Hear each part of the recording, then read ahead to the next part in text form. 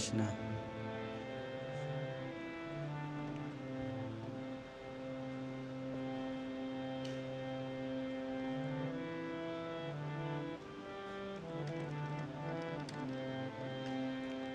जय राधा माधव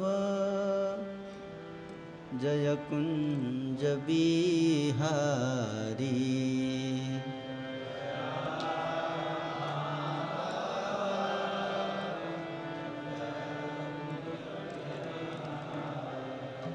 बजाइए। जय राधा माधव जय कुंज बिहारी।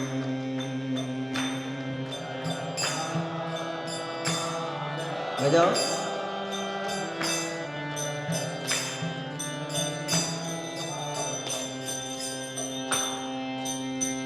बजाते रहो बजाते रहो। राधा माधव जय कुंज बिहारी।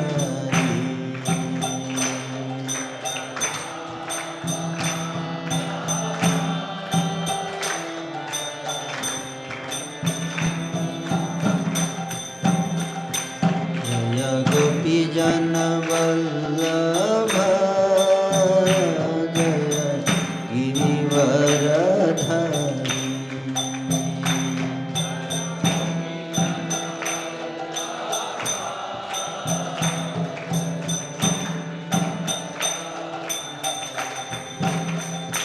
जय गोपी जन वल्लभ जय गिरिवरधारी।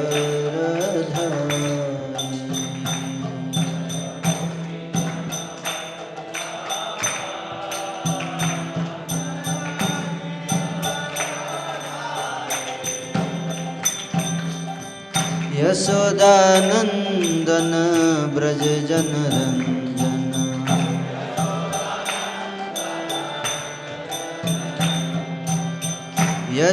यशोदानंदन ब्रज जनरंजन।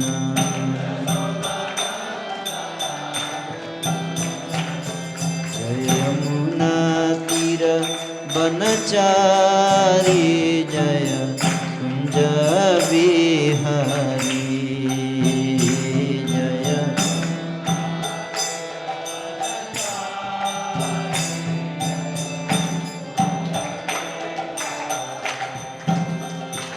जय यमुना तीर बनचारी जय कुंज बिहारी।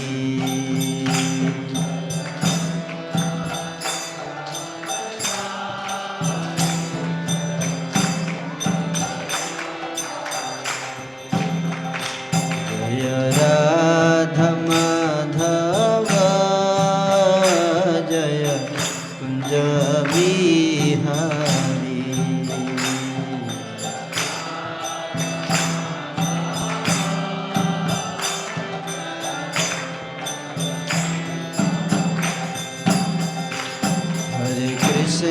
हरे कृष्ण कृष्ण कृष्ण हरे हरे।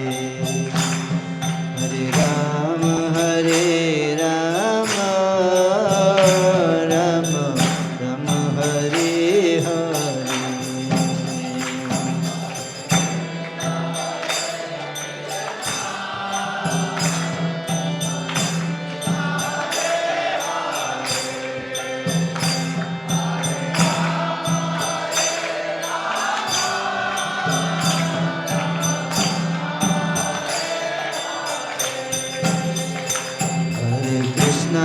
हरे Krishna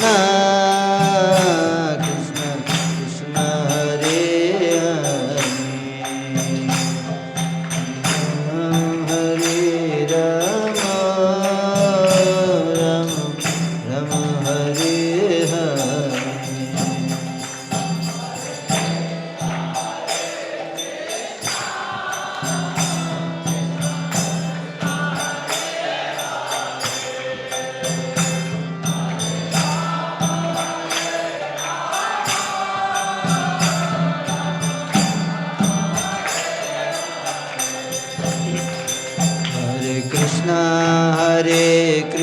Krishna Krishna Krishna Hare Hare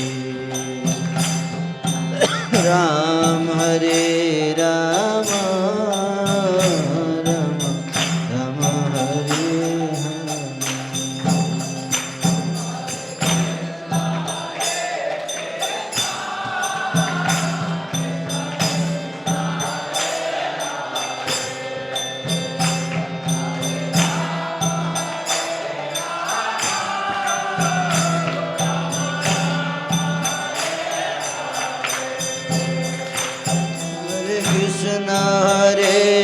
Krishna Krishna Krishna Hare Hare Hare Rama Rama Rama Hare Hare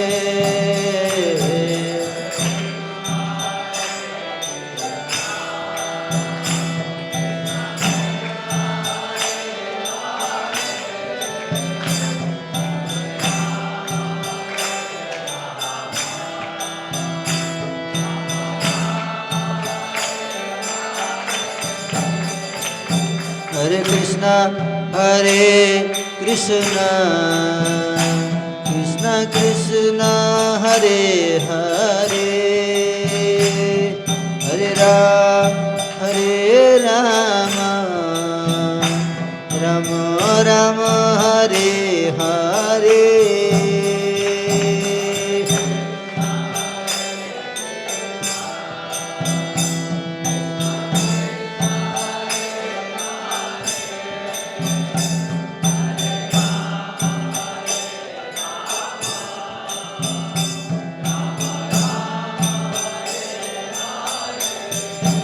Hare Krishna Krishna Krishna Hare Hare Hare Rama Rama Rama Hare Hare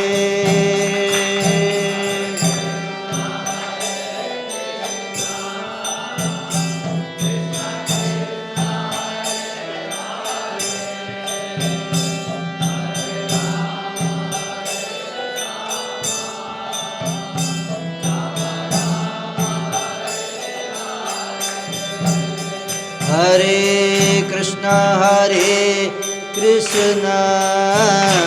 Krishna Krishna Hare Hare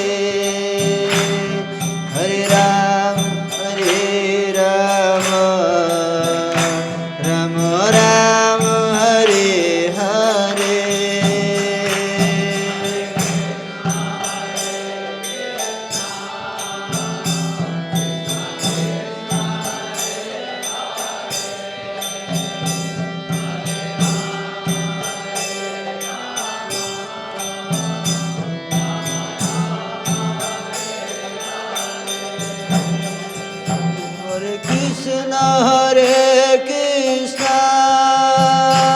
Krishna Krishna Hare Hare Hare Rama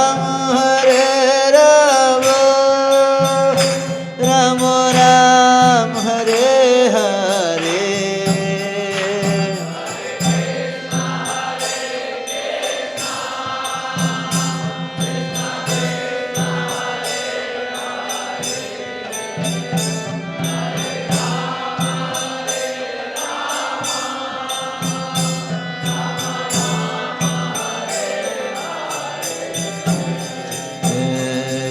Hare Krishna Krishna Krishna Hare Hare Hare Rama Rama Rama Hare Hare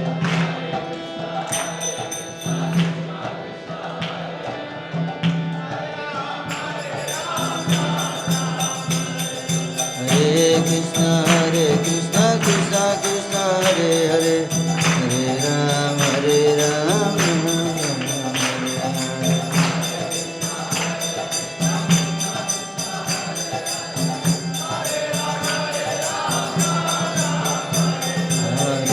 Krishna Krishna Krishna Hare Hare Hare Rama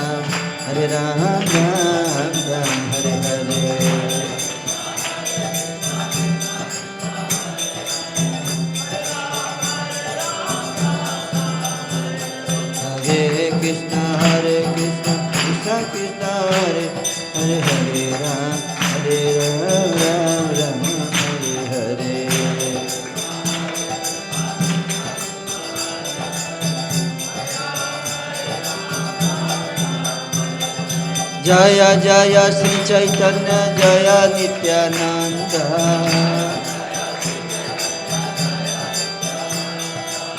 जय जय श्री चैतन्य जय नित्यानंद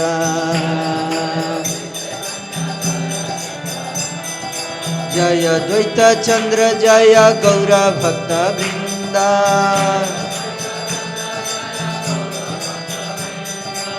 जय द्वैत चंद्र जय गौर भक्त वृंदा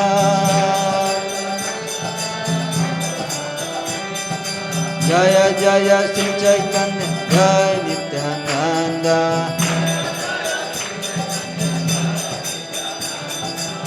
जय जय श्री चैतन्य जय नित्यानंद जय द्वैत चंद्र जय गौर भक्त वृंदा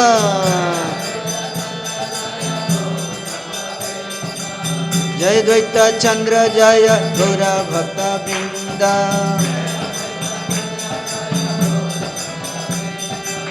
जय जय श्री चैतन्य जय नित्यानंद जय द्वैत चंद्र जय गौर भक्त वृंदा हरि बोल हरि बोल हरि बोल गौरा हरि बोल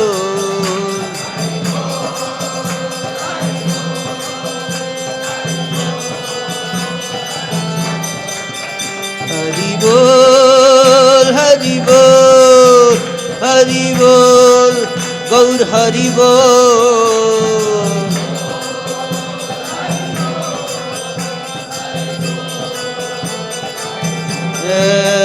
प्रभुपाद प्रभुपाद प्रभुपाद जय प्रभुपाद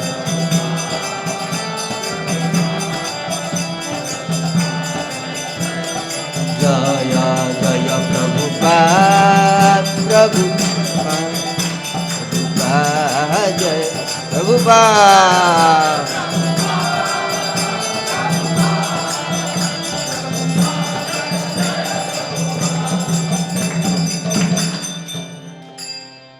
हरिनाम संकीर्तन की जय जगत गुरु श्रीला प्रभुपाद की जय श्री श्री राधा मदन मोहन की जय श्री जगन्नाथ बलदेव सुभद्रा की जय श्री श्री गौर निताई की जय श्री भगवान गदाधर की जय श्री विष्णुपाद की जय गया धाम की जय जय जय श्री राधे श्याम। ओम नमो भगवते वासुदेवाय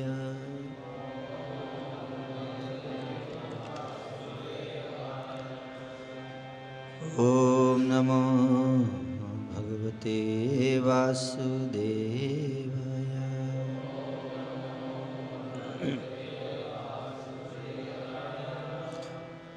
ओम नमो भगवते वासुदेवाय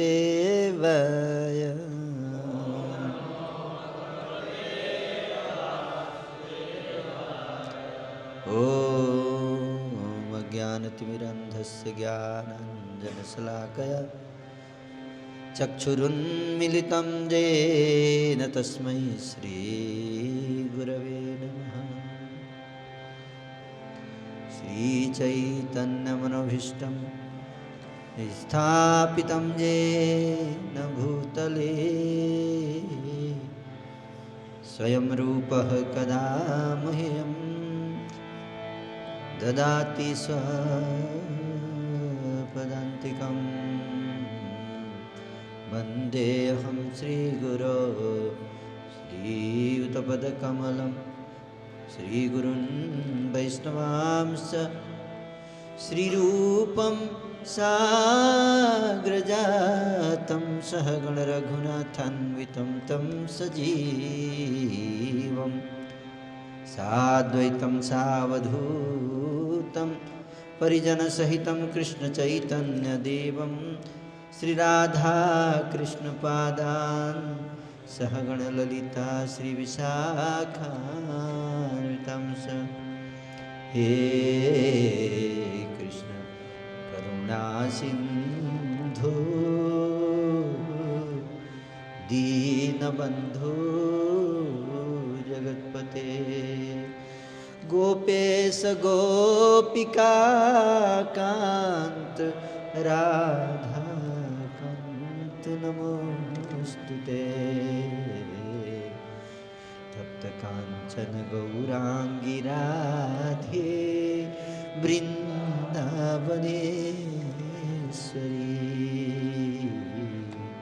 वृषभानुसुते देवी प्रणमामि हरिप्रिये वाञ्छकल्पतरुभ्यश्च कृपासिन्धुभ्यैव च पतितानां पावनेभ्यो वैष्णवेभ्यो नमो नमः। श्रीकृष्ण चैतन्य प्रभु नित्यानंद श्री अद्वैत गदाधर श्रीवासादि गौर भक्तवृंद हरे कृष्णा कृष्णा कृष्णा हरे हरे हरे राम राम राम हरे हरे। नमो विष्णुपदाय कृष्णपृष्ठाय भूतले श्रीमते भक्तिवेदांत स्वामी निति नामिने नमस्ते सरस्वती देवी गौरवाणी प्रचारिणे निर्विशेष शून्यवादी पाश्चात्य देशतारिणे हरि हरि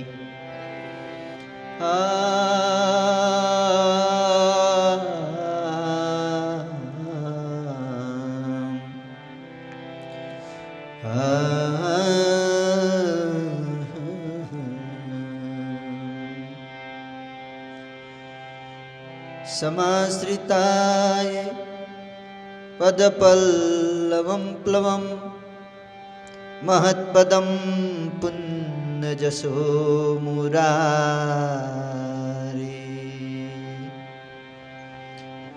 भवं बुधे वत्सपदं परं पदं पदं पदं यत् विपदां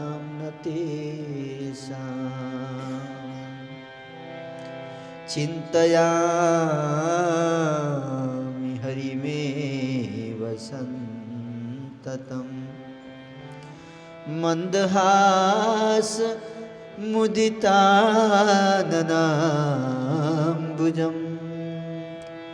नन्दगोपतनयं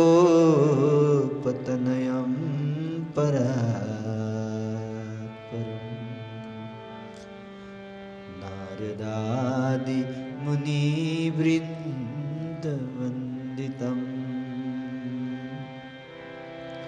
अपराधसहस्रभाजनं पतितं भीमभवार्णवोदरे अगतिं शरणागतं हरे कृपया केवलं आत्मसात् कुरु। जय जय श्री राधेश्याम।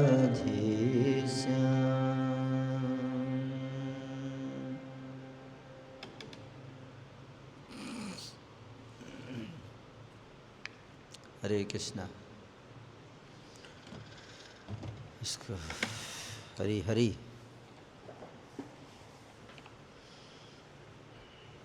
बहुत अच्छा लग रहा है आप सबको देखकर।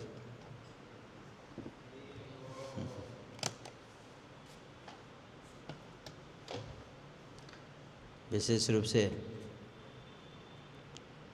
धोती कुर्ता में आप सब आए हैं। हंस की तरह लग रहे हैं आप सब, हैं? कौवे और हंस दो प्राणी हैं, पक्षी। एक पक्षी का नाम है कौवा और दूसरे का हंस। तो कौवे का गुण क्या है? कौवे का फेवरेट आइटम क्या है? गार्बेज। क्या?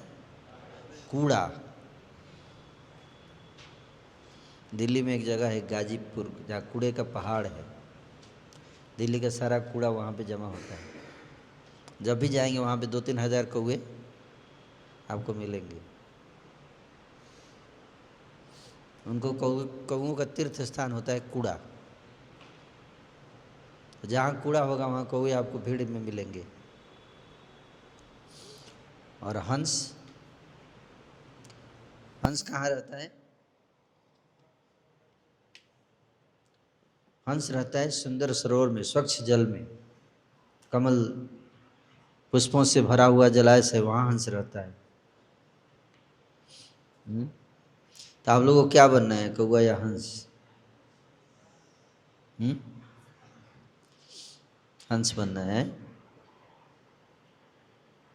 बहुत अच्छा, मुझे आपसे यही उम्मीद थी। तो आज का विषय जो है,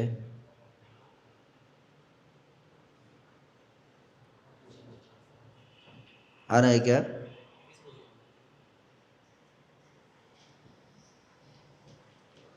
हरी हरी। आज का जो विषय वस्तु है वो है प्रचार है। स्मार्टफोन के कारण कई भक्त को दिख नहीं रहा है, सामने कैमरा है।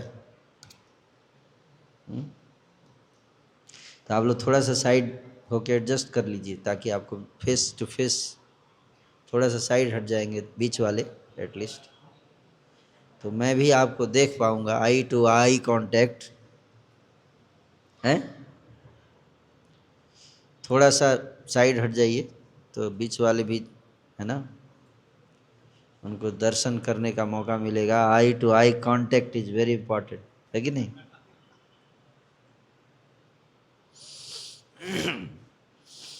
तो आपकी स्क्रीन पे उम्मीद है कि आप सबको दिखेगा जो हम दिखाना चाहते हैं।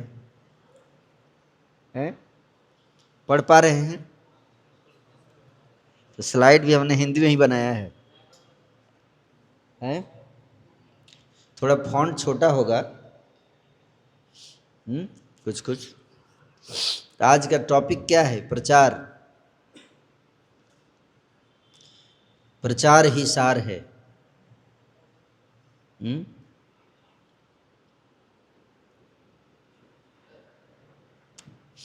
प्रचार क्यों जरूरी है? तो मैं देख पा रहा हूँ कि मुझे याद है जब पहली बार मैं गया में आया था, कितना साल हो गया, लगभग 10 साल पहले। तो उस समय कोई यूथ था नहीं, प्रचार होता था लेकिन धोती कुर्ता में तो कोई नहीं दिखता था। और 10 साल के बाद मैं देख रहा हूँ कि कम से कम आई थिंक 200 भक्त तो हैं यहाँ, है ना? 100-200 भक्त तो होंगे ही, यूथ फोरम में है। तो प्रोग्रेस तो हो रहा है। और बहुत सारे भक्त लोग यहाँ से ज्वाइन भी किए हैं ब्रह्मचारी के रूप में। तो ये बहुत ही अच्छी बात है, क्योंकि अगर ब्रह्मचारी नहीं बनेंगे, आपको सबको नहीं बनना है, कोई ज़बरदस्ती नहीं है। और हमें भी पता है कि हर व्यक्ति ब्रह्मचारी नहीं बनेगा। 90% भक्त तो गृहस्थ बनते हैं। गृहस्थ भी बन सकते हैं, कोई ऐतराज नहीं है हमें।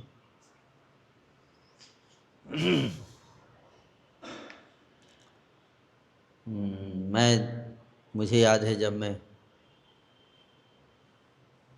इस्कॉन में जुड़ा था 2004 2003 में, पहली बार जब मैं उस समय IIT दिल्ली में स्टडी करता था।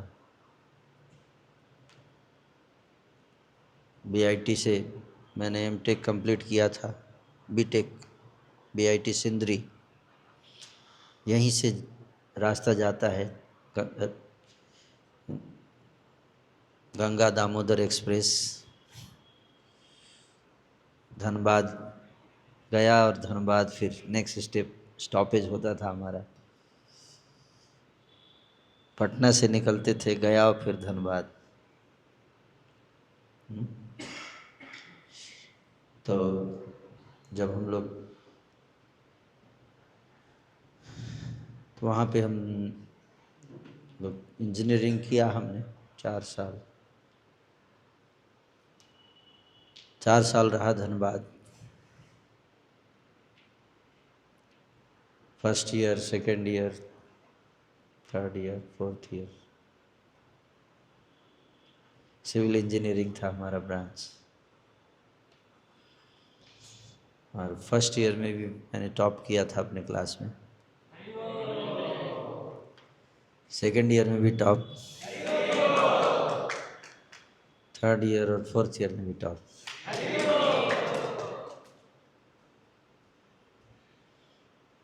तो गोल्ड मेडल इसलिए मिला था मुझे, तो सर्टिफिकेट अभी भी रखा हुआ है गोल्ड मेडल वाला। हाँ, बीना मेमोरियल गोल्ड मेडल। जो 4 साल ओवरऑल टॉप करते थे उनको मिलता था बीआईटी सिंदरी में। तो सिविल इंजीनियरिंग ब्रांच में मुझे मिला था। हमारे ब्रांच में लगभग 40 स्टूडेंट थे, उसमें मैं भी था। तो लगभग सब कॉलेज डेज में तो सब बुरी आदत के शिकार हो जाते हैं अक्सर। कॉलेज का माहौल तो आप जानते ही हैं। वहाँ तो रैगिंग पीरियड में सारी गलत चीज़ें सिखाते थे,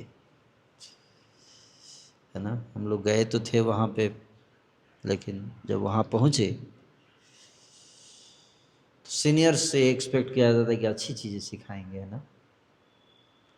लेकिन सीनियर्स गलत चीज़ें सारी सिखाया वहाँ पे, गलत संस्कार दिए काफ़ी।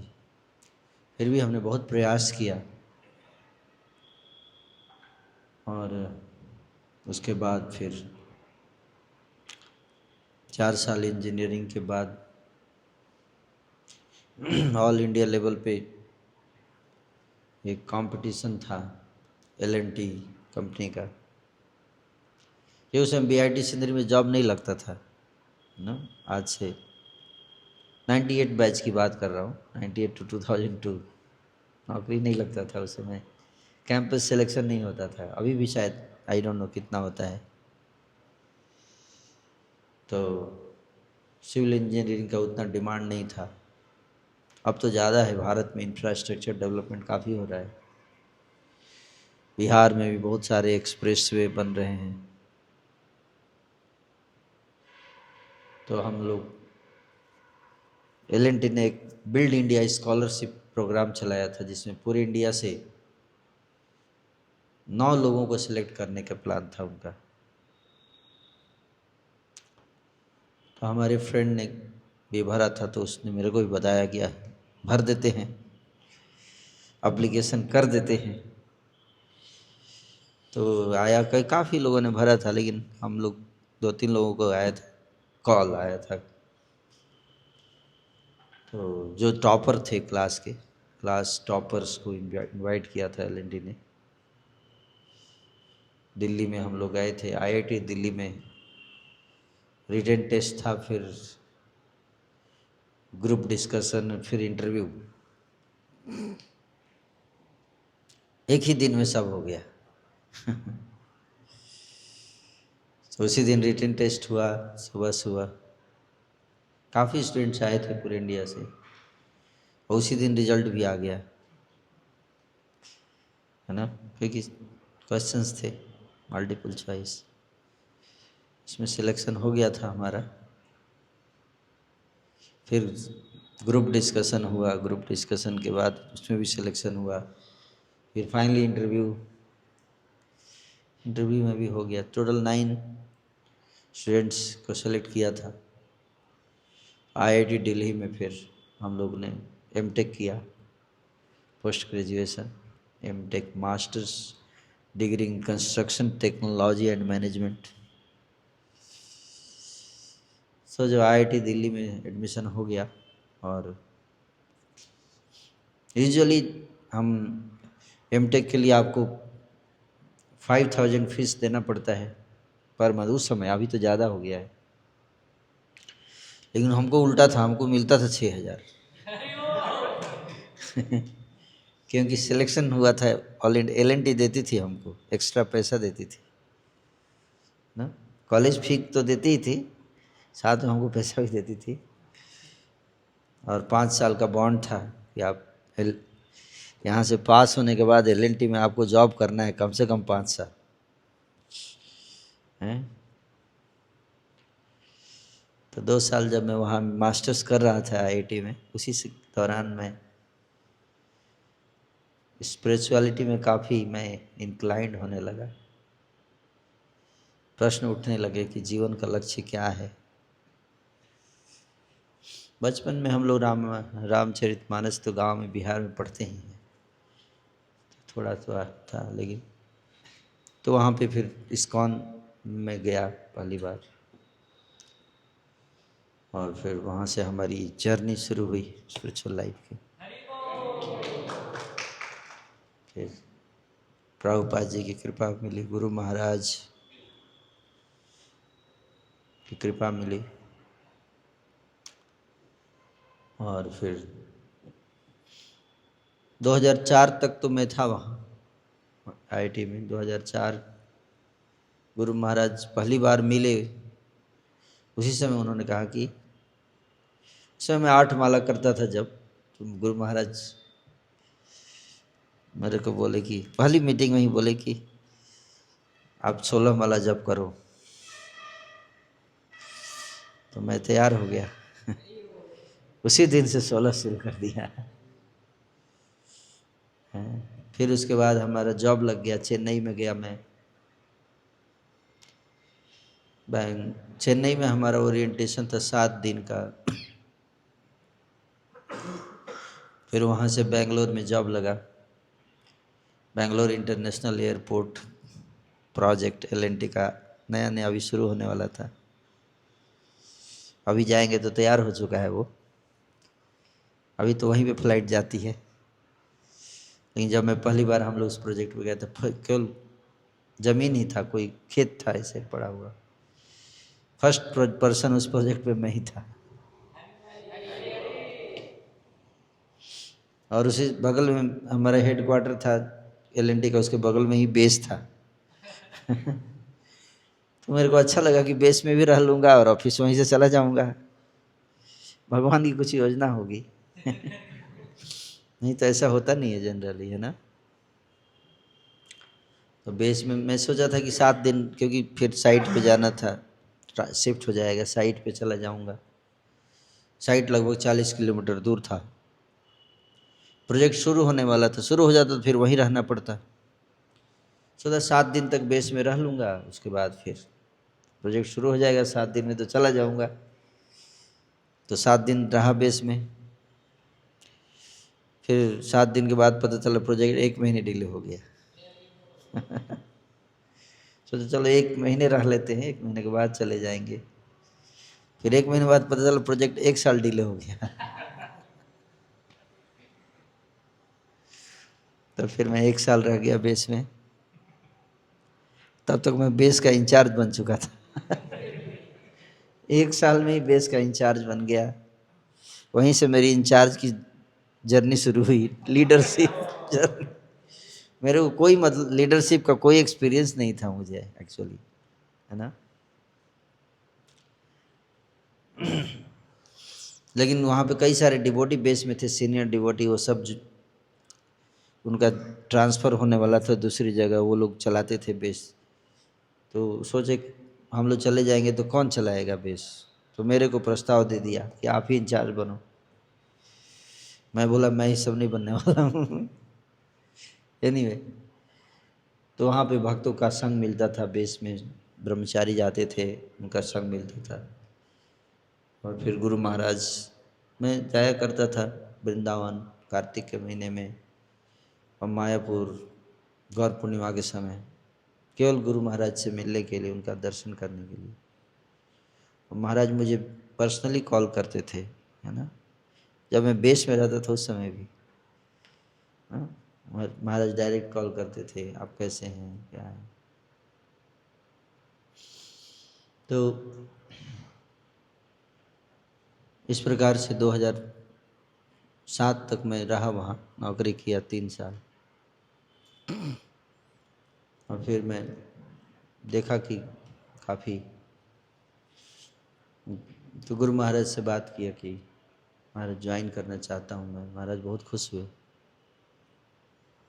क्योंकि मैं देखा कि काफ़ी महाराज चिंतित थे, स्पेशली प्रचार को लेके महाराज की काफ़ी चिंता थी।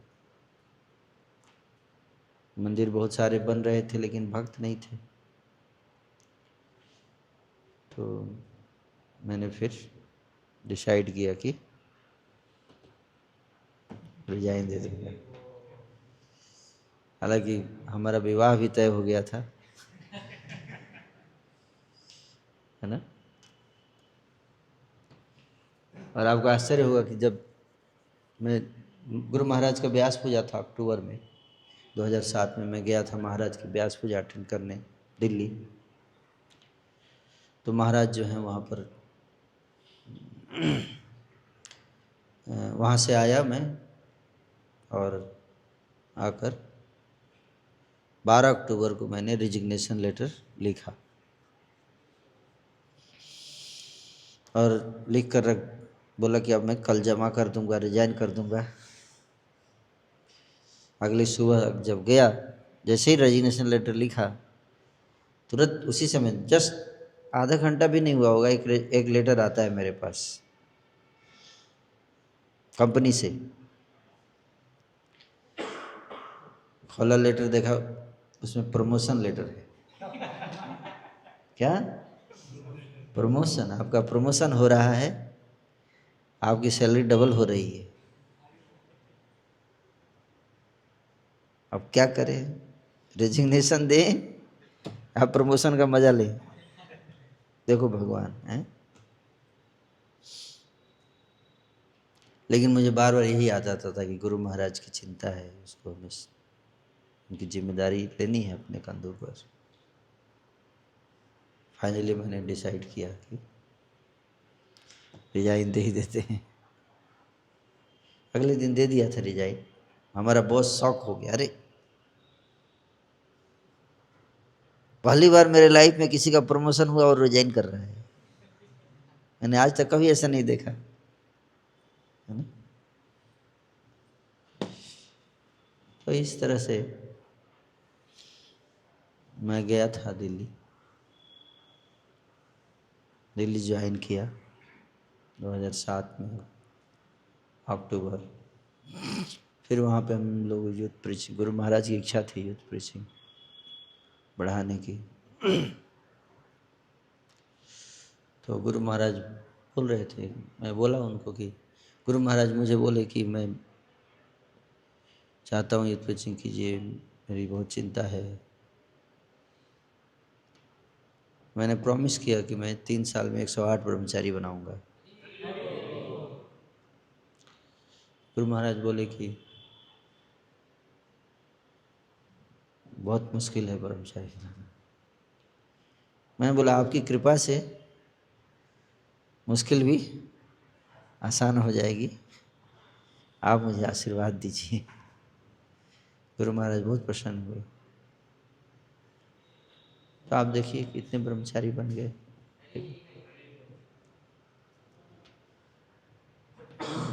इस तरह से मैं बता रहा था कि कैसे हम लोग प्रचार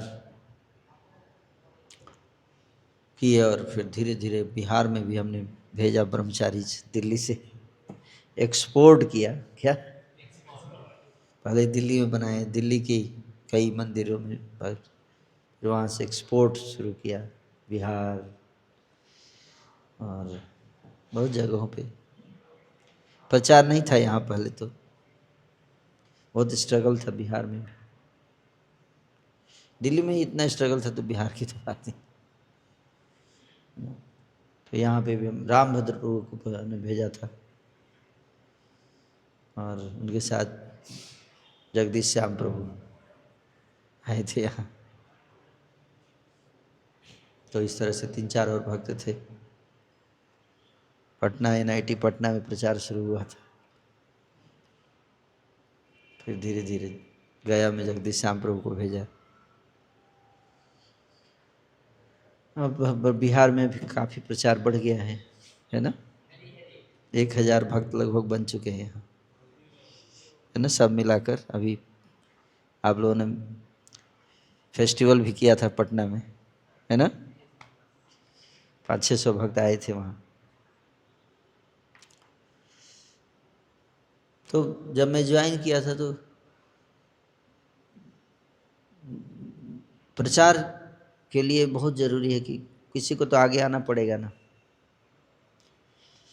हर व्यक्ति देखता है समाज में समस्याएं चल रही है, समाधान क्या है, समाधान भी तो देखना पड़ेगा। लोगों को ज्ञान शिक्षा देना पड़ेगा ना, ज्ञान देना पड़ेगा, उनका चरित्र निर्माण नहीं होगा। आज भारत एशिया का नंबर 1 करप्ट कंट्री है कि नहीं। कहते जहाँ डाल डाल पर सोने की चिड़िया करती है बसेरा, वो भारत देश था मेरा। जहाँ सत्य अहिंसा नेम धर्म का पग पग लगता डेरा, वो भारत देश था मेरा, वो भारत देश था मेरा। वो भारत देश ऐसा था, सत्य अहिंसा। आज वही भारत देश जहाँ भ्रष्टाचार और व्यभिचार का डेरा लगता है हर जगह। नहीं, कैसा भारत देश हो गया मेरा। कैसे हो गया ऐसा। और आप देखो जब से इंटरनेट आया और समस्याएं खराब होती जा रही, स्थिति बढ़ती समस्या बढ़ती जा रही। आज के समय में मशीन की क्वालिटी बढ़ती जा रही है और इंसान की क्वालिटी गिरती जा रही है। सही बात है कि नहीं। So high quality machine in the hands of low quality people. Laser guided missile in the hands of misguided people. ऐसा ना। तो यही था हमारा एक लक्ष्य, कैसे हम अगर युवा पीढ़ी को सुधारेंगे तो भविष्य सुरक्षित रहेगा। कभी कभी मैं सोचता था कि हम लोग IAS ऑफिसर बन जाएंगे, है ना, ताकि हम कम से कम एक जिला को तो सुधार ही सकते हैं। लेकिन IAS ऑफिसर के हाथ में कुछ नहीं है, क्योंकि IAS ऑफिसर तो मंत्री लोगों के अंडर में काम करते हैं, है कि नहीं। तो क्या कर सकता है बेचारा। मुझे लगा फिर मैं जब प्रभुपाद जी के मिशन से जुड़ा तो मैं सोचता था कि कैसे समाज को बदला जा सकता है, कैसे लोगों को सुधारा जाए, कैसे स्थिति ठीक किया जाए ना। इस्कॉन में जुड़ने से पहले मैं भगवद गीता पढ़ता था। भगवद गीता का फर्स्ट चैप्टर मैं याद कर गया था इस्कॉन में आने से पहले, है ना, मेमोराइज कर रहा था गीता। तो मैं बता रहा हूँ कि भावना थी कैसे समाज में जो समस्याएं चल रही उनको कैसे ठीक किया जाए, है ना। एक चिंतन था मेरे अंदर। और जब मैं प्रभुपाद जी किताब पढ़ा तो मुझे लगा कि ये सबसे अच्छा तरीका है समाज को सुधारने का। क्योंकि प्रभुपाद जी ने कहा कि जब तक हृदय में अनर्थ हैं तब तक आप क्या कर सकते हो? काम क्रोध लोभ, काम क्रोध लोभ को दूर करने के लिए क्या दवाई, कोई इलाज तो है नहीं। तो इसलिए भक्ति करना जरूरी है। तो आज बहुत ही चिंता की बात है जिस तरह से हमारे देश में जहाँ चरित्र निर्माण और भारत विश्व का नंबर 1 देश हुआ करता था, विश्व का गुरु हुआ करता था, वही भारत आज करप्शन और भ्रष्टाचार और व्यभिचार और अपराध, क्राइम बढ़ता जा रहा है। एक साल में 66 लाख क्राइम, रिकॉर्डेड क्राइम की बात कर रहा हूँ। कितना? 66 लाख। सोचिए। कहाँ जा रहा है हमारा देश?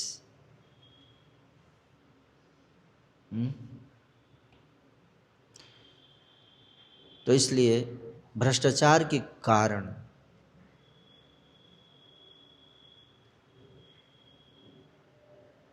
हमारे युवाओं को नौकरी तक नहीं लगती है।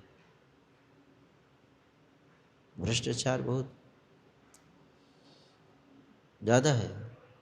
और दूसरा क्या है कि भ्रष्टाचार के कारण, और दूसरा कि व्यभिचार के कारण युवा लोग पढ़ाई नहीं कर रहे,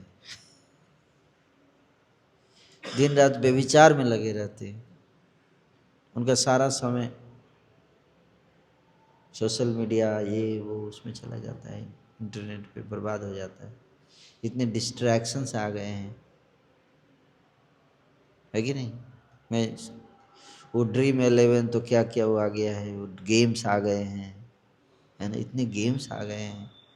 मैं पता है कई यूथ जो हैं सुसाइड कर रहे हैं क्योंकि गेम में पैसे उनके गंवा दिए।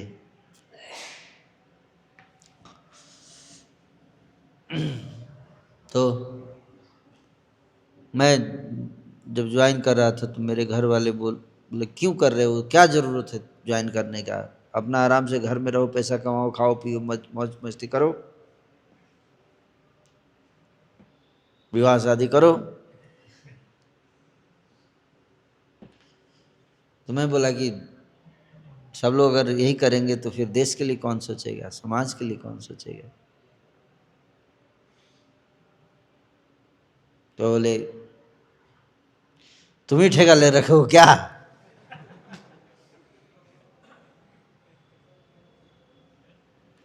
और तुम क्या अकेले दुनिया बदल दोगे?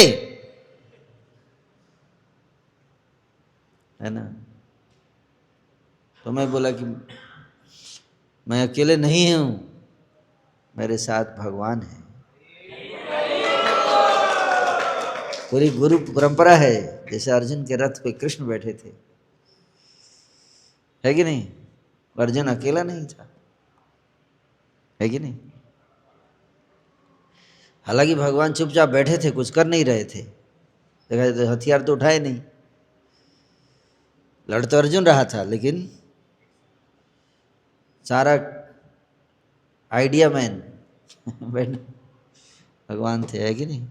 और हमारे साथ पूरी गुरु परंपरा है, गुरु परंपरा का आशीर्वाद है, हम लोग अकेले नहीं हैं। और मैंने कहा कि जब मैं आगे निकलूंगा तो मेरे साथ हजारों यूथ आएंगे जो हमारी सोच के हैं। मैं अकेला नहीं हूँ जो सोचता हूँ अच्छा करने का, ऐसे हजारों यूथ हैं जो चाहते हैं कि अच्छा चीज़ हो, लेकिन उनको एक प्लेटफॉर्म नहीं मिल पा रहा है। We should create a platform, एक प्लेटफॉर्म बनाते हैं, एक मंच बनाते हैं जहाँ पे अच्छे लोग आकर अपने हृदय को अच्छाई को प्रकट करें, अपनी अच्छाई एक्सप्रेस करें और अच्छाई को फैलाने की योजना बनाएं। जैसे बुरे लोग आकर मिलकर बुराई फैलाने की योजना बनाते हैं एप्स्टीन फाइल्स के रूप में, है कि नहीं? अच्छे लोग आकर अच्छाई फैलाए, कैसे अच्छाई बढ़े समाज में। तो अब देखो, जब हम शुरू किए थे प्रीचिंग दिल्ली में, तो मैं रजिस्ट्रेशन जब करता था, खुद स्टॉल लगाता था दिल्ली मंदिर में। आप गए होंगे अगर, तो गरुड़ जी हैं, उनके बगल में टेबल लगा के खुद खड़ा होके यूथ को पकड़ पकड़ के रजिस्ट्रेशन करता था मैं। रामभद्र प्रभु और हम 2 आदमी थे, हमारी टीम थी, है ना। और पूरे सप्ताह में मान के लगभग 250-300 रजिस्ट्रेशन कर लेता था। और फिर फ़ोन करता था तो मान के चलो 80 लोग तो फ़ोन उठाते थे, बाकी लोग तो उठाते ही नहीं थे। 80 लोग में से 2 या 3 लोग बोलते थे कि मैं आऊँगा। नहीं, लोग बोलते थे आएंगे, लेकिन लास्ट में जब क्लास लेक्चर के लिए बैठे थे तो 2 लोग बैठे होते थे क्लास में। तो 2 लोगों से शुरुआत हुई। किससे? 2 लोगों से शुरुआत हुई।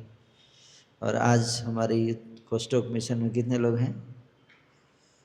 लगभग 15,000 डिवोटी। तो 2008 से 2026 18 साल में 15,000 हो गए। 2 से 15,000, तो अगले 18 साल में क्या कितने होंगे? हैं? हैं? 30,000 है। अभी आप लोग इतने सारे आ गए हो प्रचारक, तो 30,000 होगा। मुझे लगता है कि 15 लाख तो होना ही चाहिए। ये सर नो 15 लाख। और अगले 18 साल में 15 करोड़। Think big. क्या?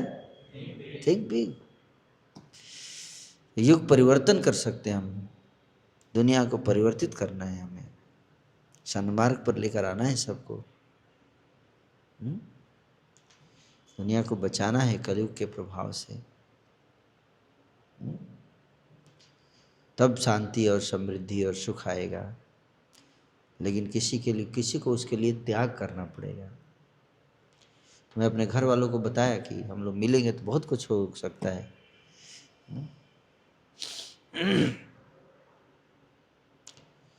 तो उनको समझ में आ गया कि भाई भगत सिंह तो सबको चाहिए, लेकिन अपने घर से नहीं। नहीं, लोग तो भगत सिंह होना चाहिए कोई है, लेकिन मेरे घर से नहीं, पड़ोसी के घर से नहीं। चूहों की मीटिंग हुई। प्रॉब्लम था कि बिल्ली आके चूहे खा जाती थी। तो चूहों ने कहा बहुत बड़ी समस्या हो गई है, कुछ उपाय बताओ। एक चूहा बोला मेरे पास एक आइडिया है। बोला क्या? अगर किसी तरह से बिल्ली के गले में घंटी बांध दें, तो जैसे ही बिल्ली आएगी टन टन, हम लोग बिल में घुस जाएंगे। बोला बढ़िया आइडिया है, वेरी गुड आइडिया, लेकिन बांधेगा कौन? आप बांधो। अरे नहीं नहीं नहीं, मैं आइडिया दे सकता हूँ, मैं बांधूंगा नहीं, मैं मरूंगा। है ना। तो आइडिया मैन की कमी नहीं है, लेकिन करने वाले लोग चाहिए ना, जो तत्परता से डेडिकेटेड होकर, समर्पित होकर उस लक्ष्य को लेकर वर्क करे। दिन रात एक करके काम करना पड़ता है कि नहीं? स्ट्रगल करना पड़ता है। पैसा भी नहीं है, पैसा भी लेके आना है। अब ये सब बनाना है, ये सेमिनार हॉल आज आपको दिख रहा है, इसको बनाने के लिए कितना पैसा नहीं, स्ट्रगल है। लोगों से 5-5-10, हमारे आप लोग जाते हैं फंड रेजिंग के लिए, कितना कठिनाई होता है। ऐसा नहीं कि सरकार के बजट में है कि चलो 5 करोड़ इस्कॉन को दे देते हैं। यूथ प्रीचिंग, यूथ को सुधारो, नहीं, सरकार की प्रायोरिटी नहीं है। सरकार का प्रायोरिटी है रोड बनाना। लाखों करोड़ रुपए एक्सप्रेसवे में बनाएंगे, है कि नहीं? चलाएगा कौन उसको? देश बर्बाद हो रहा है, युवा बर्बाद हो रहे हैं। उनको ये नहीं कि चलो 100 करोड़ हम दे देते हैं यूथ प्रीचिंग के लिए। नहीं, सरकार के अंदर प्रायोरिटी नहीं है, ये प्राथमिकता ही नहीं है। तो चाहते तो हैं वो लोग, चाहती है सरकार, लेकिन पैसा नहीं देना चाहती है। आप अपने लेवल पे करो। कभी कभी सपोर्ट करते हैं सरकार, मोदी जी की सरकार तो कर रही है सपोर्ट। तो मैं ये बता रहा था कि इतना स्ट्रगल होता है। अब आप प्रचार करते हो, आप लोग कितना स्ट्रगल होता है। यूथ को बोलते हैं तो आता नहीं है कि नहीं। आप बार बार फोन बोले बोले मैं नहीं आने वाला हूँ, है कि नहीं। 100 लोगों को पकड़ेंगे तब जाके 2 लोग बोलते हैं ठीक है रजिस्ट्रेशन कर देते हैं, है कि नहीं। स्ट्रगल आसान नहीं है। किसी की भलाई करना आसान, क्योंकि वो खुद अपनी भलाई नहीं चाहता, आप कैसे करोगे, है कि नहीं। Preaching is a thankless task. जैसे एक साधु था, वो साधु जो था, है ना, उस साधु गया नदी में नहाने के लिए। उसने देखा एक बिच्छू डूब रहा है, उसको दया आ गई। साधु को बिच्छू पर दया आ गई। अरे अरे बिच्छू डूब रहा है, इसको बचाना चाहिए। उसने हाथ लगाया ऐसे पानी से ऐसे लेके बिच्छू को बाहर जमीन पे रखने के लिए। जैसे उसने हाथ लगाया, बिच्छू ने क्या किया, डंक मार दिया। जब डंक मारा, हाथ हिला हिला तो बिच्छू फिर से पानी में गिर गया, फिर डूबने लगा। अब साधु के पास ऑप्शन है, क्या करे, बिच्छू को मरता छोड़ दे या बाहर निकाले। उसने दोबारा नहीं नहीं नहीं, मेरे को इसको निकालना चाहिए। फिर हाथ लगाया, फिर से डंक मार दिया। तीसरी बार जब हाथ लगाया पानी में, पीछे से एक व्यक्ति ने आगे हाथ पकड़ लिया। बोला क्या कर रहे हैं आप इस दुष्ट को बचा रहे हैं, ये आपको डंक मार रहा है, आप उसी को बचा रहे हैं। साधु ने कहा बिच्छू का स्वभाव है डंक मारना, वो अपना स्वभाव से अब काम कर रहा है। साधु का स्वभाव है बचाना। जब बिच्छू अपना स्वभाव नहीं बदल रहा है तो मैं अपना स्वभाव क्यों बदलूंगा।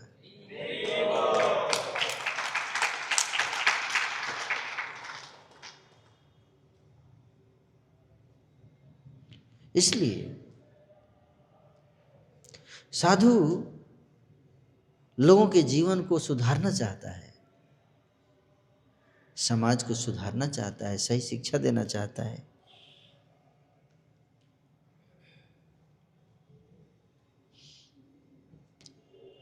हर व्यक्ति चाहता है कि समाज में शांति हो, समाज में सुरक्षा हो, समृद्धि हो, चाहते हैं ना।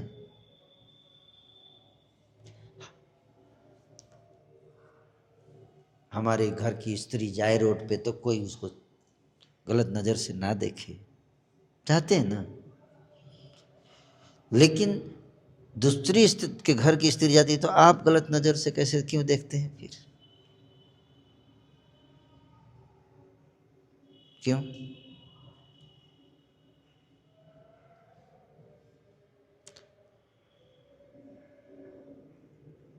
तो कैसे व्यवस्था में सुधार आएगा। हमें अपने आप को शुद्ध करना पड़ेगा, है कि नहीं।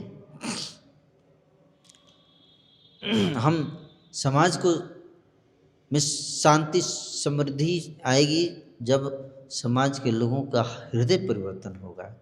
हृदय में क्या आएगा, हृदय में सच्चाई आएगी, अच्छाई आएगी, तब तो होगा। प्रेम प्रकट होगा, काम के बदले प्रेम, स्वार्थ के बदले त्याग, ऐसा और लोभ के बदले में दान देने की प्रवृत्ति।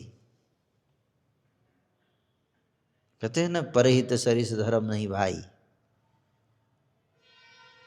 इसलिए रामायण महाभारत ये सब क्या सिखाता है, वैल्यूज। क्या?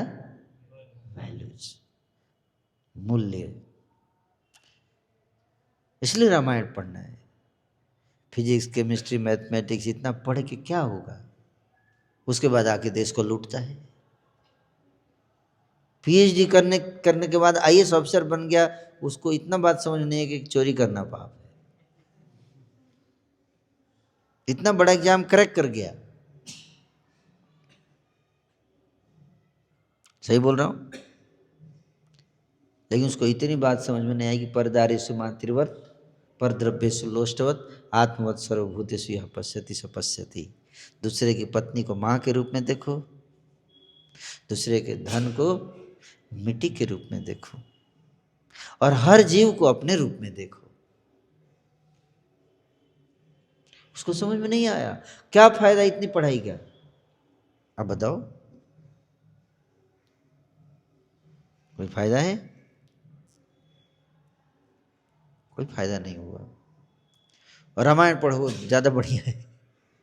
रघुकुल रीत सदा चली आई, प्राण जाए पर बचन न जाई। राम सिया राम, सिया राम जय जय राम। राम सिया राम, सिया राम जय जय राम। महाराज दशरथ ने वचन की रक्षा के लिए प्राण त्याग दिए ना। राम बन जाएंगे, मेरे प्राण भी चले जाएंगे। उनको पता था ये बात, तो बोल सकते थे ना कि नहीं दूंगा वरदान, क्या कर लेगी? हैं? बोल सकते थे कि नहीं? कैकेयी ने जब बोला कि आपने 2 वरदान दिया था तो मेरे को दे दीजिए, बोले हाँ बोलो क्या चाहिए? राम का वनवास। तो बोलते मुझे याद नहीं है कब बोला था। क्या कर लेगी? नहीं दूंगा, 2 झापड़ मारूंगा। राजा थे, डाइवोर्स दे दूंगा। किंग ऑफ अयोध्या, इस और नो त्याग सकते थे। इतना मुश्किल काम था? बस केवल इतना बोला था कि मुझे याद नहीं आ रहा है कब बोला था। हमने नहीं बोला था। लेकिन नहीं, ये है रघुकुल रीति, है रघुकुल की रीति। प्राण चला जाए लेकिन वचन नहीं जाएगा। कहाँ गए वो संस्कार? वही भारत है ना। महाराज निमि, मिथिला के राजा, चंद्रवंशी राजा महाराज निमि, महाराज शिवी की कथा आती है, हैं?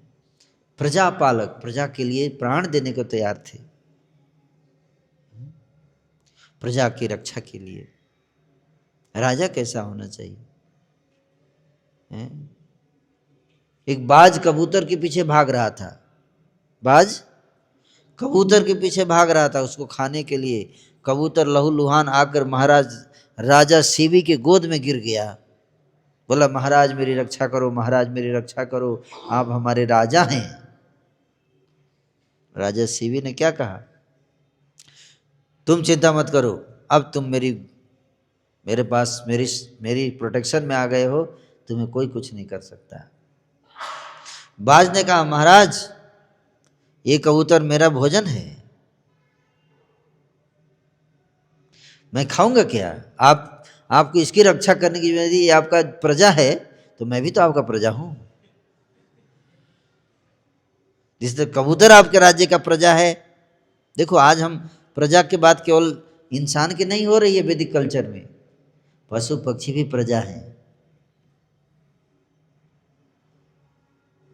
कबूतर, बाज बोलता है मैं भी तो आपका प्रजा हूं, अब मेरा ये भोजन है, आप दे दीजिए। महाराज शिवी ने कहा मैं तुम्हारी भी रक्षा करूंगा और इसकी भी करूंगा। बोले कैसे करेंगे, मैं खाऊंगा कहाँ, क्या देंगे मेरे को खाने के लिए? बोले मैं अपने शरीर से मांस काट के तुमको दूंगा। जितना इस कबूतर का वजन है उतना मांस अपने शरीर से काट के तुमको दूंगा खाने के लिए। बोले ठीक है, तराजू लाया जाए। तराजू लाया, एक तरफ कबूतर, एक तरफ महाराज शिव अपने शरीर से मांस काट के रख रहे हैं। जितना रख रहे हैं कबूतर और भारी होता जा रहा है, पूरा शरीर काट दिया। अंतिम सांस मरने वाले थे, अचानक से कबूतर जो है वो अग्निदेव बन गया और बाद जो है वो इंद्रदेव बन गया, और ऊपर से स्वर्ग से पुष्प की वर्षा होने लगी। प्रजापालक महाराज शिवी अपना प्राण देने के लिए तैयार, किसके लिए? प्रजा के लिए। और आज का राजा, अब देखो क्या संस्कार है, क्या वैल्यू सिस्टम था। राजा हरिश्चंद्र सत्य वचन सपने में ही प्रॉमिस कर दिए। सपने में विश्वामित्र ऋषि आ गए और आके उनसे प्रॉमिस ले लिए कि मैं आपका सारा राज्य दे दूंगा आपको दान में। अगले दिन विश्वामित्र में पहुंच गए, बोले आपको सपने में आपने प्रॉमिस किया मेरे को। बोले राजा, बोले सपने में भी किया तो दे दूंगा। सब दे दिए, सब दान कर दिए। विश्वामित्र बोला अब निकल जाइए, आप जाइए रोड पे जाइए, भीख मांग के खाइए। राजा निकल गए रोड पे भीख मांगने, पत्नी और बच्चा लेकर। विश्वामित्र ने ऐसा किया कि कहीं इनको कुछ मिले ही ना, नौकरी मिले ही ना, ऐसी व्यवस्था कर दी। कहीं नौकरी नहीं मिला। बताते हैं बनारस डोम जहाँ पे जलाते हैं शव को, वहाँ पे डोम का काम किया उन्होंने, मिला उनको शव जलाने का। हाँ? और पत्नी थी, उनका अपना बेटा जो है सांप काट दिया, मर गया। और पत्नी जो है लाश को लेकर आई जलाने के लिए, पैसे नहीं थे उसके पास। और ये डोम ऐसे खड़े हैं गेट पर। बोली आपका पुत्र है, जला दीजिए। बोले पैसा दो। क्या पैसा दो? नो करप्शन है, मेरा हो या किसी का हो, मेरा ये ड्यूटी है, ये बिना पैसा के नहीं जलाऊंगा। पत्नी रोने लगी, बोली आप कौन देख रहा है? बोले नहीं, मैं अधर्म नहीं कर सकता। बोले आपका पुत्र है। बोले अभी तो मेरे ड्यूटी पे हूँ।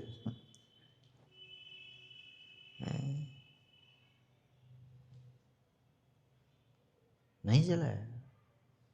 देखो ऐसी वैल्यू सिस्टम कहाँ गया वो? हम कथा में तो ये सब सुनते थे, चरित्र निर्माण होता था इससे। तो इसलिए प्रीचिंग बहुत ज़रूरी है। और बचपन से अगर हम डालेंगे फाउंडेशन स्ट्रांग बनेगा। इसलिए प्रचार बहुत ज़रूरी है, तभी समाज बदलेगा, तभी देश बदलेगा, तभी खुशहाली आएगी। लेकिन उसके लिए किसी को त्याग करना पड़ेगा, सेक्रीफाइस करना पड़ेगा, है ना? आप सब करेंगे तभी हो पाएगा। थोड़ा तो करना पड़ेगा। मान लो कि 2-3 घंटे सप्ताह में आप सेक्रीफाइस करो, जाओ लोगों को रजिस्ट्रेशन करो, बुला के लाओ, है कि नहीं? हर व्यक्ति अपनी सुविधा देखेगा तो ये सब कार्य कौन करेगा? कोई नहीं कर पाएगा।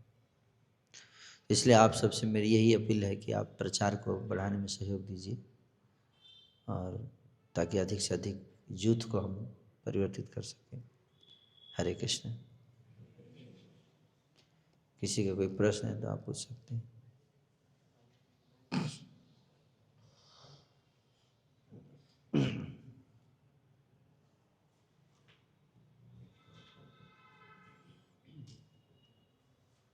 हरे कृष्ण। किन्हीं का कोई प्रश्न है?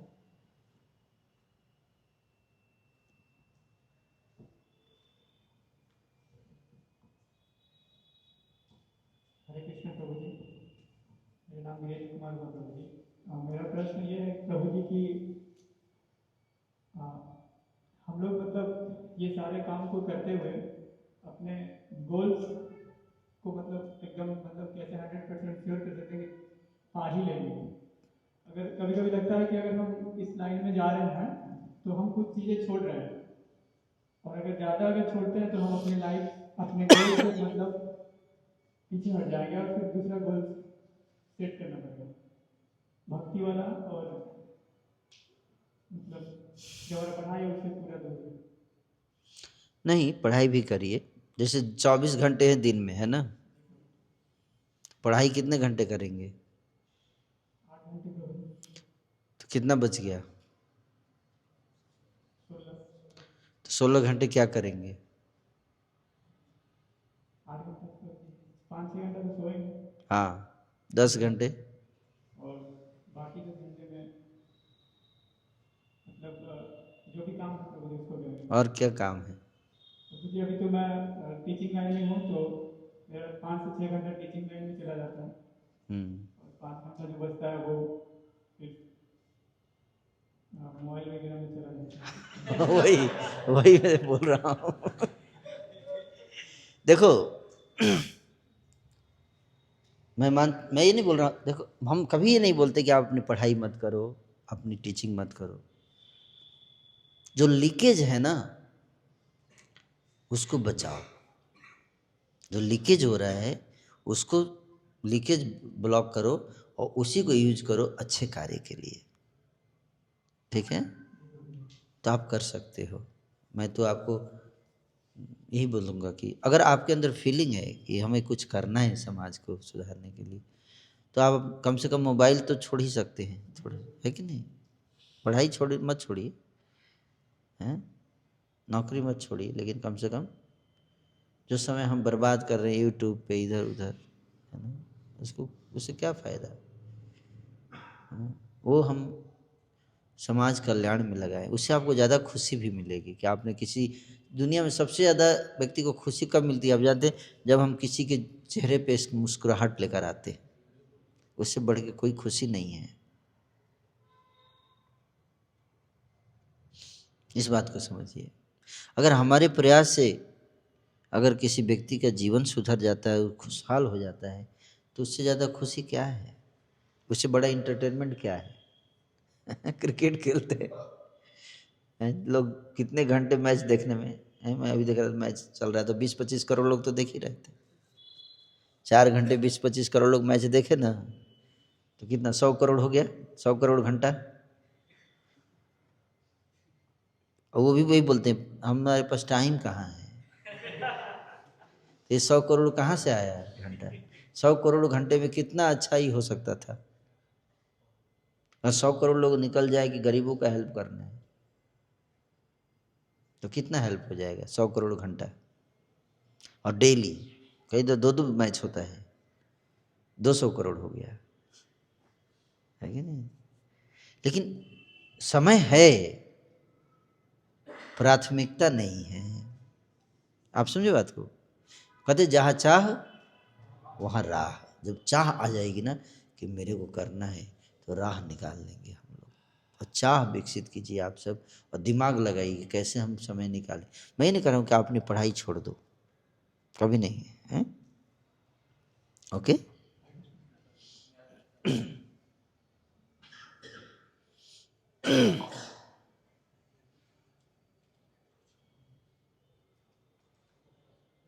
हरे कृष्ण प्रभु जी, दंडवत प्रणाम। प्रभु जी, मेरा क्वेश्चन यह है कि श्री प्रभुपाद के अनुसार जॉब करना चाहिए या नहीं? क्या? श्री प्रभुपाद जी के अनुसार से नौकरी करना चाहिए या नहीं? हाँ, करना चाहिए। प्रभुपाद जी कहें? हाँ, अच्छी बात है। बहुत कंफ्यूजन होता था। ना नहीं, कई नौकरी लोग क्यों ऐसे नहीं करना चाहिए? कई लोग ऐसे जिस कौम में हैं, वो उनसे मैं सुना हूँ कि प्रभुपाद जी के अनुसार से जॉब नहीं करना चाहिए, जो करता है फर्स्ट क्लास का। नहीं नहीं नहीं, ऐसा नहीं, ऐसा नहीं। कंफ्यूजन बहुत था। हाँ, देखो अभी क्या है ना, हमें ये देखना पड़ेगा। वैदिक संस्कृति में नौकरी नहीं होता था। 4 वर्ण होते थे, ब्राह्मण, क्षत्रिय, वैश्य और शूद्र। ब्राह्मण किसी के अंडर में काम नहीं करता था, उसका अपना पढ़ाता था, जो भी ये खेती उती थोड़ा करते थे अपना खेती भी नहीं, उनका मेन काम था पढ़ाना, पठन पाठन और भिक्षा। क्या लेते थे? भिक्षा मांगते थे और उससे जो भी मिलता था उससे गुजारा कर लेते थे। सैलरी नहीं लेते थे टीचर पहले वैदिक कल्चर में। वैदिक कल्चर में टीचर की सैलरी नहीं होती थी। टीचर क्या करता था? भिक्षा मांगता था, भिक्षे से जो मिलता उससे गुजारा करता था। इसलिए एजुकेशन सिस्टम फ्री था। भारत में जब अंग्रेज आए 1820 में, अंग्रेजों ने भारत का सर्वे किया। पूरे इंडिया में 7.5 लाख गुरुकुल थे उस समय, 1820 की बात कर रहा हूँ। 7.5 लाख गांव और हर गांव में एक गुरुकुल था। और वो फ्री एजुकेशन, निःशुल्क शिक्षा थी। और फंड कहाँ से आता था स्कूल चलाने के लिए? गांव के लोग देते थे, दान देते थे, भिक्षा देते थे। स्टूडेंट जाकर भिक्षा मांगते थे, लोग देते थे और उसी से चलता था। तो मैं ये बता रहा हूँ आपको कि ब्राह्मण फ्री नौकरी नहीं करता था किसी के अंडर में काम, क्षत्रिय भी किसी के अंडर में काम नहीं करता था, वैश्य भी किसी के अंडर में काम नहीं करता था। उसका अपना खेती होता था, बस टैक्स दे देता था सरकार को, दैट्स ऑल। लेकिन उनके ऊपर कोई बॉस बैठा हुआ है और मॉनिटरी का, ऐसा नहीं था, फ्रीडम था। आज मन किया तो खेत में जाएगा, नहीं जाएंगे। आज भी देखो गांव में जो लोग खेती करते हैं, थोड़े उनके ऊपर कोई बैठा रहता है। शाम में गए अपना सुबह 3-4 घंटे, शाम में 3-4 घंटे काम करके अपना फैमिली के साथ अपना टाइम बिता रहे। और वैसे और शूद्र जो होते थे, क्योंकि वो पढ़े लिखे नहीं होते थे, बाकी उनके अंदर टैलेंट नहीं होता था। तीनों का टैलेंट जिसके अंदर नहीं था तो वो लेबर का काम करते। जैसे आजकल लेबर वर्कर्स होते हैं, जिनको लेबर और वर्कर बोलते हैं या मैन फोर्स बोलते हैं, जो भी बोलते हैं, उस समय उसको क्या बोलते थे? शूद्र बोलते थे। अब शूद्र वर्ड ऐसा हो गया कि शूद्र बोलते लोग गुस्सा हो जाते हैं, लेबर बोलते गुस्सा नहीं होंगे, अंग्रेजी है इसलिए। आप समझ रहे बात को? शूद्र का शोषण, लेबर का शोषण नहीं होता है, हैं? क्या वो इंसान नहीं है? बात तो वही हो गई ना। अब लेबर कहाँ, क्या ऑफिसर जो लेबर को अपने साथ बगल चेयर पे, सेम चेयर पे बिठाता है? आज के समय में भी मैं पूछ रहा हूँ, नहीं बिठाता है। तो क्या हो गया ये? What is this? ये ऊंच नीच का भेदभाव ही हुआ ना। कोर्ट में आप जाओगे तो जज ऊपर बैठा रहता है और वकील लोग नीचे बैठते थे, ऊंच नीच का भेदभाव नहीं हुआ?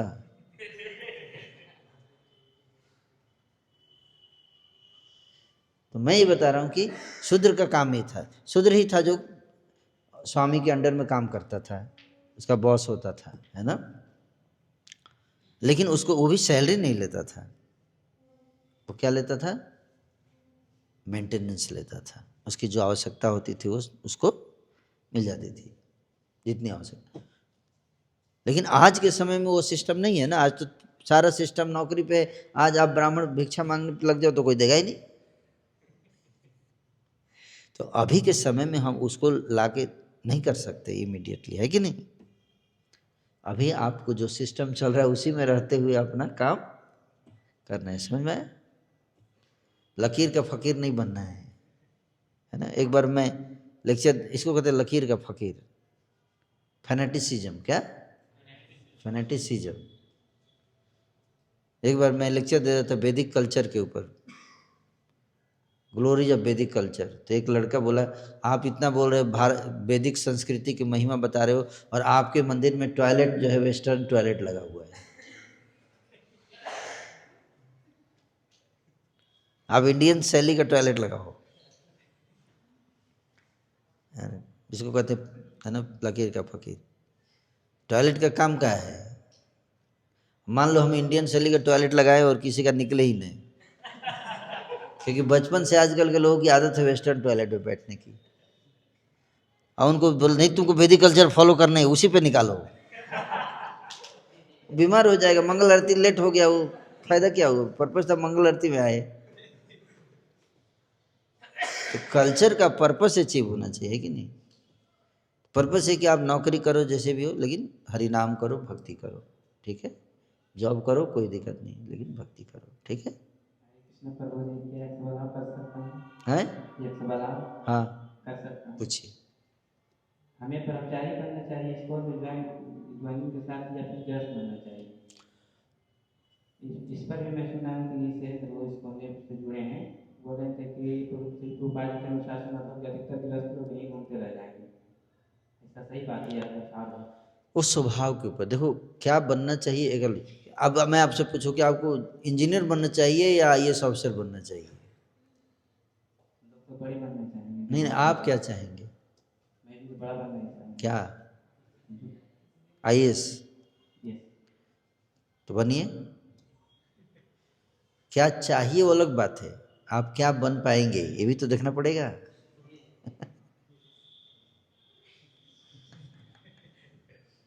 मेरे मूड होता प्रधानमंत्री बन जाऊं।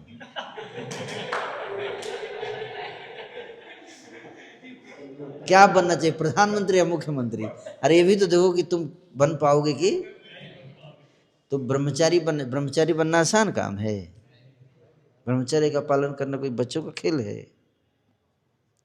चाहने से थोड़ी ना कोई ब्रह्मचारी बन जाएगा, उस तरह का कैरेक्टर होना चाहिए ना। एक डिसिप्लिन का जीवन है, सुबह उठना पड़ता है जल्दी, है ना।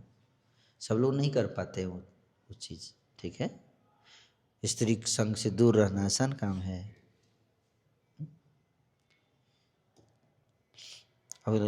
और दोनों जरूरी है। क्या बनना चाहिए हैं? हर चीज़ का आवश्यकता है समाज में। गृहस्थ की भी ज़रूरत है और ब्रह्मचारी की भी ज़रूरत है, सर नो जरूरत है ना। तो जो ब्रह्मचारी बनना चाहते हैं उनको ब्रह्मचारी बनना चाहिए, जो गृहस्थ बनना चाहते हैं उनको गृहस्थ बनना चाहिए, ठीक है। आप क्या बनना चाहते हैं? जो मेरे अंदर में जो गुण है। हाँ वेरी गुड, बहुत अच्छा। किसी को फोर्स मत करो कि आप ये बनो, ठीक है। जैसे कोई बच्चा है, किसी के अंदर टैलेंट है गाने का तो गायक बनेगा, सिंगर बनेगा, है कि नहीं। आप उसको फोर्स करते नहीं तुमको इंजीनियर बनना है, हैं? आप कंपटीशन करा रहे हो सबको, जानवर के सारे जंतु को इकट्ठा कर दिए, बोले कंपटीशन होगा पेड़ पे कौन चढ़ता है पहले। हाथी तो डिप्रेशन में चला जाएगा, बंदर नंबर 1 आ जाएगा, है कि नहीं। इस और नो, हाथी डिप्रेशन में चले सुसाइड कर लेगा। आप गलत कंपटीशन करा रहे हो ना। हाथी का काम अलग है, आप लोड उठाने के लिए हाथी को लगाओ, बहुत लोड उठाएगा। तो जिसका जो टैलेंट है, जिसका जो स्ट्रेंथ है, उसके अनुसार उसको आश्रम सेलेक्ट करना चाहिए, ठीक है। क्लियर?